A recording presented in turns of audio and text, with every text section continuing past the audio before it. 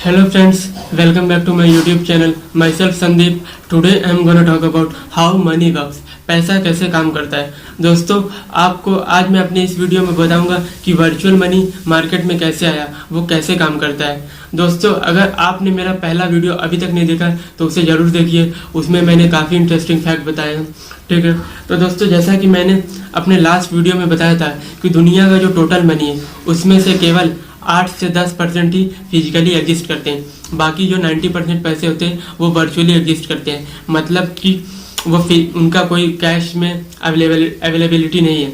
तो दोस्तों, वो जो 90% वर्चुअल मनी है वो कैसे पिक्चर में है, वो कैसे काम करते हैं, उनका क्या रिलेशन है, यही मैं आज आपको अपने वीडियो में बताऊंगा।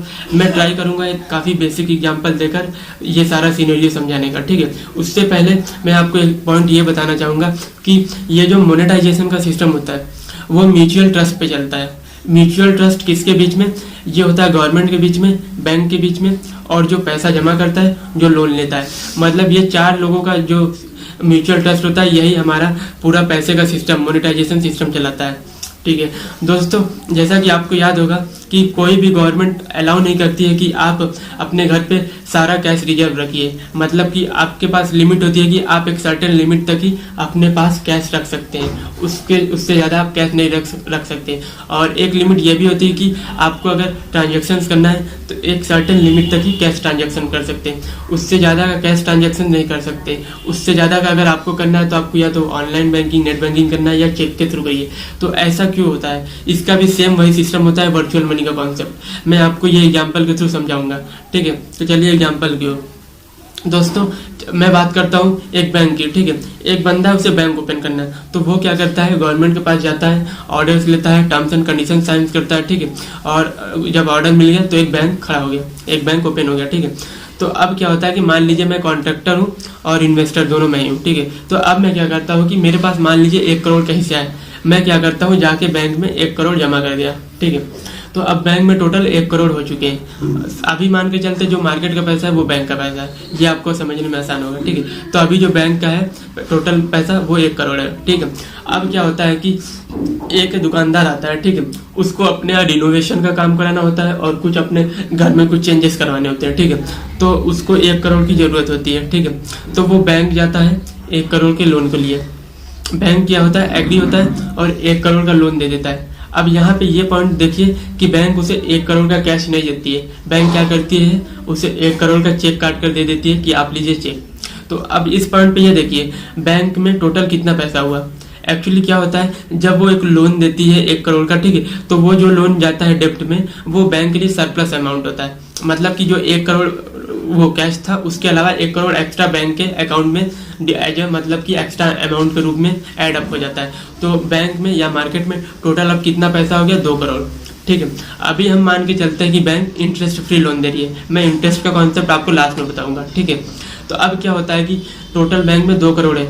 ठीक है, अब वो जो दुकानदार है वो आता है कॉन्ट्रैक्टर के पास, मतलब हमारे पास, मेरे पास जब वो आएगा तो बोलेगा कि सर ये लीजिए मेरा कॉन्ट्रैक्ट 1 करोड़ का, मेरे दुकान का रिनोवेशन और सारे घर का मरम्मत करवा दीजिए। ठीक है, तो मैं रिनोवेशन के लिए एग्री होता हूँ, 1 करोड़ का चेक लेता हूँ। ठीक है, अब क्या करता हूँ कि मैं जाता हूँ वो 1 करोड़ का चेक ले जाके बैंक में जमा कर देता हूँ।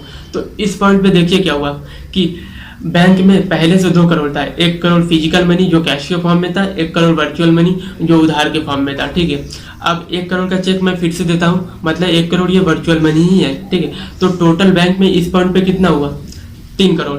1 crore cash, 2 crore virtual money. ठीक है, अब आते हैं। ठीक है, मैंने रिनोवेशन का काम स्टार्ट किया। अब कुछ पॉइंट ऑफ द टाइम के बाद मेरे को ये फील हुआ कि ये इनका जो रिनोवेशन का काम था इसका बजट 1 करोड़ में नहीं हो पाएगा।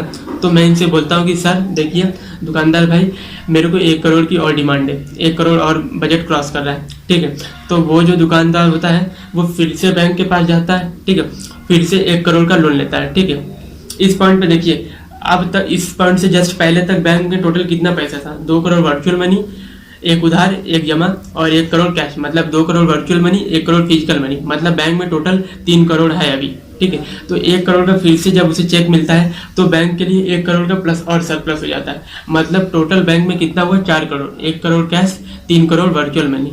ठीक है, तो अब वो 1 करोड़ का चेक दुकानदार फिर से मेरे पास लाता है और मैं फिर से जमा करता हूँ। ठीक है। तो टोटल इस केस में कितना हुआ, 5 crore, 1 crore cash, 4 crore virtual money. तो दोस्तों जब ये मोनेटाइजेशन का सिस्टम स्टार्ट हुआ था, ठीक है, तो जो यूएस गवर्नमेंट, यूएस अथॉरिटी के जो भी लॉज होते थे वही इंटरनेशनल मार्केट में अप्लाई होते थे। तो उस रूल के अकॉर्डिंग आप अप टू 10 टाइम्स ही मनी वर्चुअली क्रिएट कर सकते हैं, ठीक है, मतलब 10 टाइम्स तक ये साइकिल चला सकते हैं। तो दोस्तों अगर वो दुकानदार ये साइकिल, मतलब बैंक अगर अलाउ करता है, वो साइकिल फिर से 9 टाइम्स मैक्सिमम चलाएगा, तो टोटल बैंक में कितना वर्चुअल मनी होगा, 9 करोड़।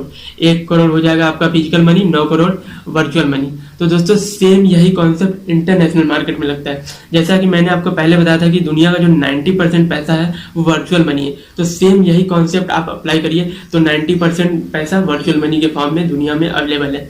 तो एक पॉइंट और है, मैंने शुरू में आपको बताया था कि ये इंटरेस्ट फ्री लोन है। तो दोस्तों ये इंटरेस्ट फ्री लोन मैंने इसलिए बोला था कि अब मान लीजिए इंटरेस्ट है, ठीक है, तो जो इंटरेस्ट होता है वो प्लस एक्स्ट्रा और सरप्लस अमाउंट होगा, ठीक है। तो मतलब कि जो भी इंटरेस्ट हुआ वो थोड़ा सा एडअप हुए, तो जो टोटल 10 करोड़ थे उससे थोड़ा सा ज्यादा और हो गए।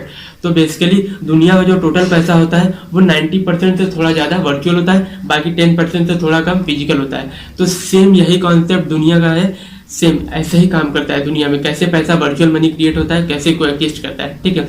अब मैंने शुरू में आपको बताया था कि ये जो पैसे का कॉन्सेप्ट होता है वो म्यूचुअल ट्रस्ट पे चलता है। तो म्यूचुअल ट्रस्ट, अब देखिए जैसा कि कैसे यहाँ पे काम कर रहा है, जो 9 करोड़ है वो फिजिकल एग्जिस्ट नहीं करता है, हम बस बैंक वाले मान लेते हैं कि 9 करोड़ है, इन्वेस्टर मान लेता है कि 9 करोड़ है फिजिकली, और दुकानदार मान लेता है कि 2 करोड़ वर्चुअली उधार है, या 5 करोड़ जो भी है।